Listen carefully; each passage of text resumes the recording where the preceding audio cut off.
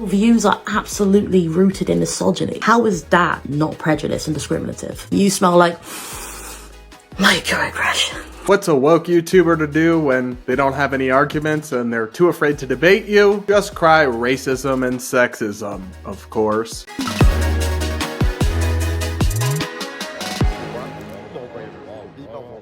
We're gonna break down the latest hate video made about me by a fringe woke YouTuber and so much more on today's episode of the Brad vs. Everyone podcast, my daily show where we take on the craziest ideas from across the internet, our politics, and our media, all from an independent perspective.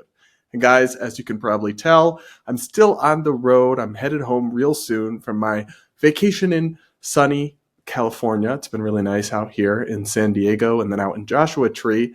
But I wanted to make sure we had this coming week content coming up for you. So for Monday and Tuesday, I'm pre-taping some episodes, and then we'll be back to kind of some more in-depth news coverage and other stuff on Wednesday as normal. But just because I got such a kick out of it, and I think some of you too might as well, we're going to start this episode by reacting to a couple clips of Willie, the far-left queer YouTuber who has now made several videos responding to me and then responding to my response, but instead of responding with actual arguments, decided to just play the victim and, shocker, cry racism and sexism. Up first, here's Willie explaining how I did a microaggression when I called her aggressive as she was being aggressive. Take a listen. Anyway, I thought this lady, this Willie person, actually is pretty funny and very good at editing videos. I really liked her editing style and her presentation, and I found her to be very aggressive. An example of a microaggression is when somebody can sit in a video very passively laughing at someone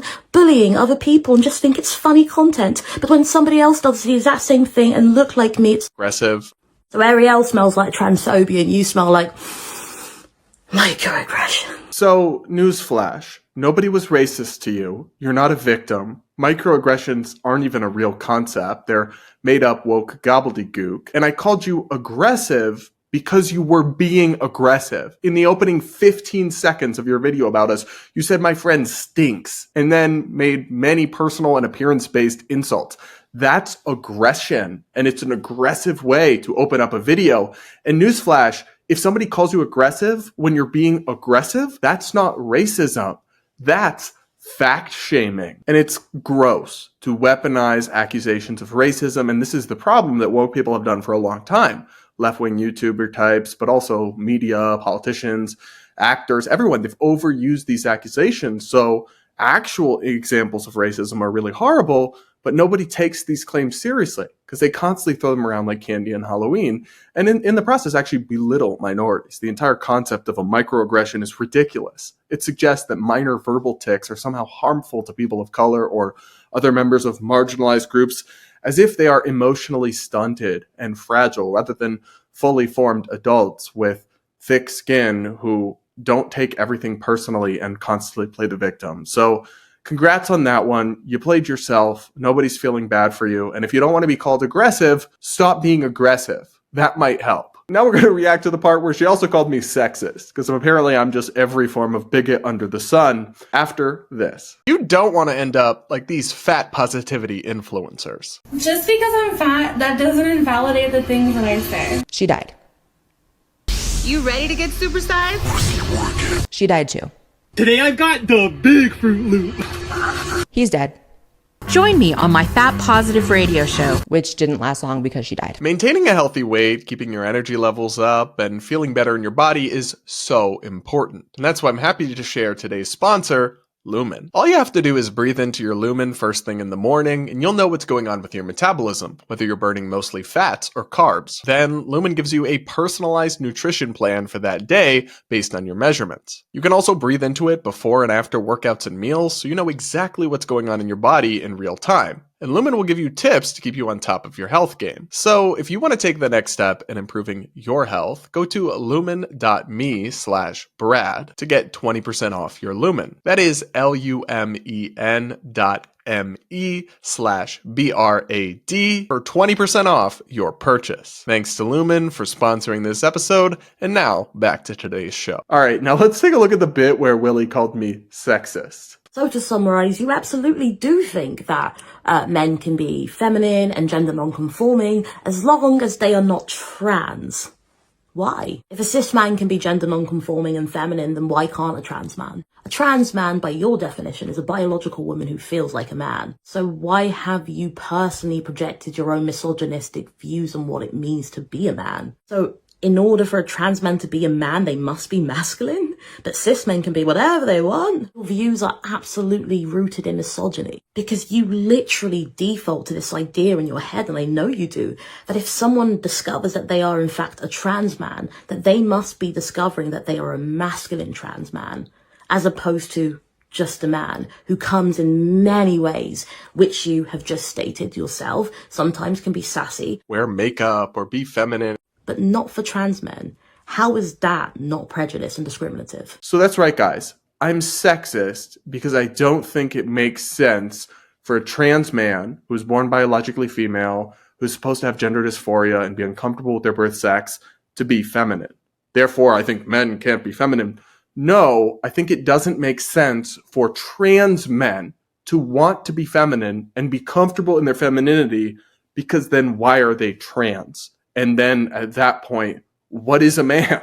If they're a female, biologically, who's feminine and comfortable with it, yet a trans man, then that term means nothing, and it doesn't make sense why they would still be a man. So I'm not being sexist and saying men have to be masculine. No, I've been very open on this channel that I think men can express themselves however they want.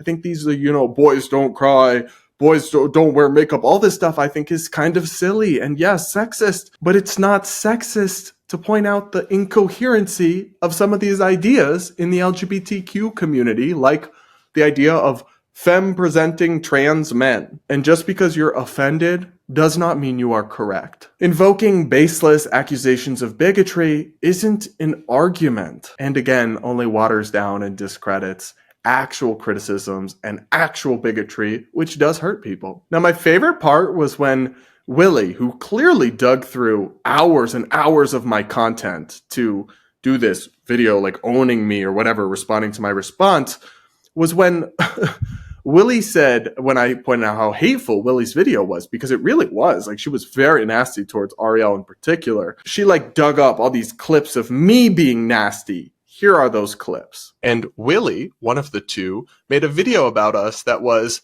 kind of funny at parts, but very hateful. I'm hateful? Especially when you yourself are not exactly the reincarnation of Einstein. So you think that you just did your big one or really had a moment with this, but actually it's just kind of embarrassing. You said you got an OnlyFans? I do. Of course. She has an OnlyFans. And of course it's massively popular. Men, straight men, I blame you. Babe, put down the crack pipe. It's interesting how easy it is to spot hatefulness when you're the victim, right? So, am I the only one that missed the hateful part? I was sassy to people who I was reacting to them having dumb opinions. Nothing in there was me insulting them personally or calling them names or demeaning their appearance. And yes, I did make fun of the fact that a 400-pound person has a rabid OnlyFans career with a huge audience. Yes, I did laugh at that and shame those men because it's funny, and also they're, in a more serious sense, encouraging and glorifying that woman's self-harm, which I don't support, and I do think is worth calling out, and it's not hateful. She literally showed a montage of me not being hateful as her proof that I'm so hateful and mean to people. And look, I'm not perfect. I'm sure if she looked a little harder, she could find clips, but I try pretty hard to not insult people personally or demean them. And to sometimes, yes, I sass their ideas or make fun of how ridiculous they're being, but I do try to steer clear of ad hominem attacks on people. So maybe that's why she had to scrape the barrel like this, but it just did not hit the way she thought it hit, man. It did not. And of course, I invited her onto the channel and I asked her to come on and talk about this. And I just asked her basic questions that I know she couldn't answer, but it's not like this is some hot seat, contentious presidential debate. It's like a one-on-one conversation over Zoom. She's too scared to do it. She knows she can't hold her own without editing and a script and all that in an actual live conversation, how empty and inconsistent and incoherent a lot of her ideas are and how ill-informed a lot of her critiques are. I mean, there was a bunch of other things I could have clipped out of this video, but I'm just not going to run too long responding to a response to a response to a response. So I'm like, yeah, just come on the channel. And here's what she said. That's why you've contacted me and asked me to come on the channel to talk about trans and non-binary identities, a label which none of us actually identify as, whilst not having the foresight to actually invite a trans or non-binary person. You want me to come on your channel and discuss trans and non-binary identities because you don't believe them when they tell you who they are. So I should come on and convince you about that. Someone who isn't trans or non-binary. I will not be engaging in your little parade. She's not going to play my game as I offer to have her on my YouTube channel of nearly 200,000 subscribers when she has like 15,000. Guys, coming up on YouTube is hard. And so if somebody had offered me that when I was at 15K, I would have jumped at it, because I knew I could actually advocate for my beliefs, and I knew I deserved a bigger platform and that getting in front of bigger audiences, because to be clear, I've got lots of woke people who watch me. Maybe they hate watch me, but they do watch me, and they might love Willie if they found her because she came on my channel. I've also got lots of Democrats and liberals who maybe wouldn't agree with her on everything, or Republicans who would hate watch her. Like, you can obviously grow your platform much bigger by going on bigger channels. So the fact that you're too scared to do so says a lot about your confidence in your ability to defend your own beliefs. And she hits me with this, like, as you saw in this clip, oh, well, we can't have a conversation about non-binary and trans people when I'm not non-binary and trans. Okay, then why'd you make a whole video making arguments about it? If you've locked yourself into this identitarian trap, I don't believe in that, so I don't participate in that. Like, I'll talk about whatever I want, please and thank you, and it does not matter what box I check off on the census. You're the one with that bizarre worldview. But even then, I told Willie that okay, if that's your issue, I invite you and Leo, who I believe is trans, Willie's partner or fiance. You can both come on, 2v1 conversation. You want a trans person involved? Sure. Here, invite your trans person that you make content with and have a 2v1 conversation. She's still checking out. So clearly that's just a smokescreen for what's actually an obvious unwillingness to engage in conversation or debate, because you know you have no substantive criticisms. All you can do is make fun of how white my teeth are or call people stinky. And you know that your beliefs would implode upon the slightest scrutiny in a live setting. And to be honest with you, that does not bode well for your YouTube career. But with that, we will close the chapter on this lovely little back and forth with me and Willie. I will not respond to any future videos or mentions from this person.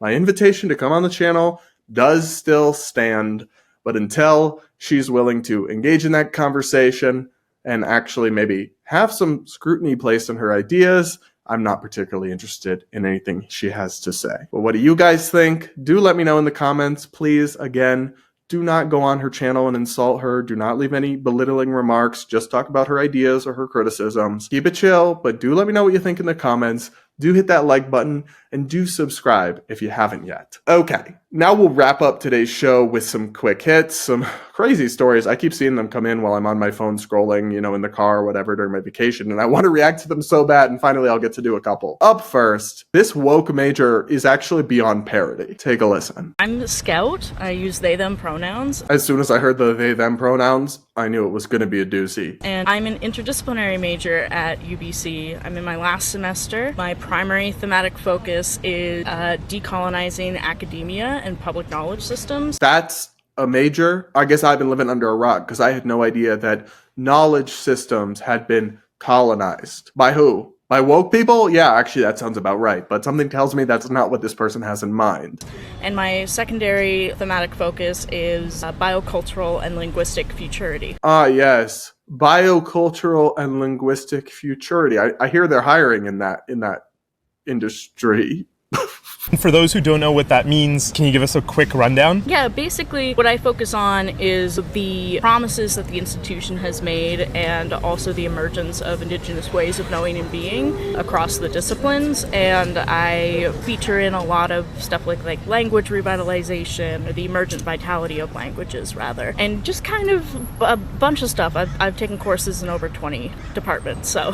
Okay. Yeah. Awesome. Y'all, I love when you're asked to explain it and then the explanation makes less sense than the fake sounding name. Now, I looked it up, and UBC, I think, refers to the University of British Columbia, which is in Canada.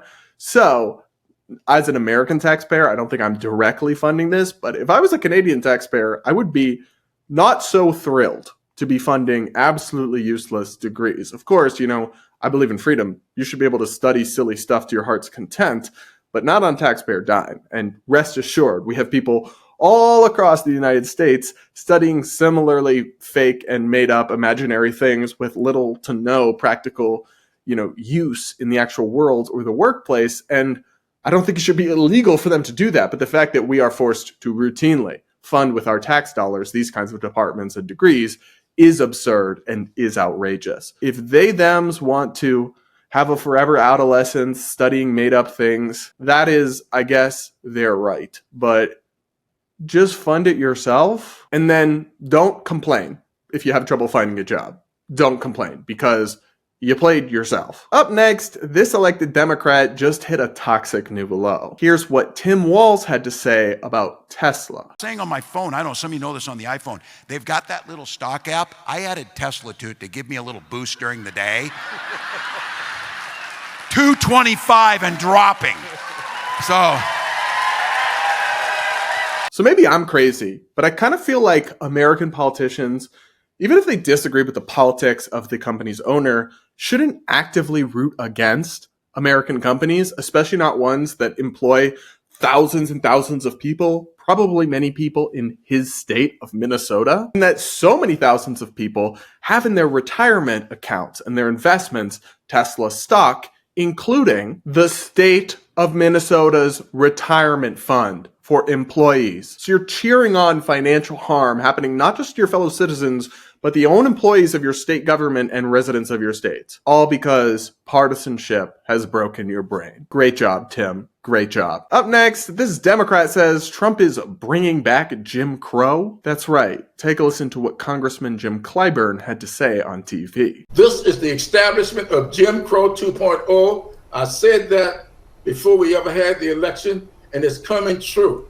And so I would hope that we would stop running around chasing these shiny objects and begin to focus the American people on exactly what this administration is doing. Hey, so this is unhinged. And what makes it all the more insane is that Jim Clyburn is quite elderly and actually lived through Jim Crow 1.0, which refers to the systemic segregation of American life against Black people that was such an atrocity and is a stain on Americans' history and was so deeply harmful to generations of people. How can you have lived through that and then look and see whatever criticisms you have of him, and he's doing a lot of stuff I disagree with, in addition to stuff that I like, the President Trump's administration, which appointed a Black cabinet secretary, Hispanic cabinet secretaries, gay cabinet secretaries, and yeah, it's rolling back a lot of the excessive DEI stuff, but is not hostile to Black people. How can you claim they're doing Jim Crow 2.0 when you lived through that? Shouldn't you, of all people, know how deeply outrageous and insane and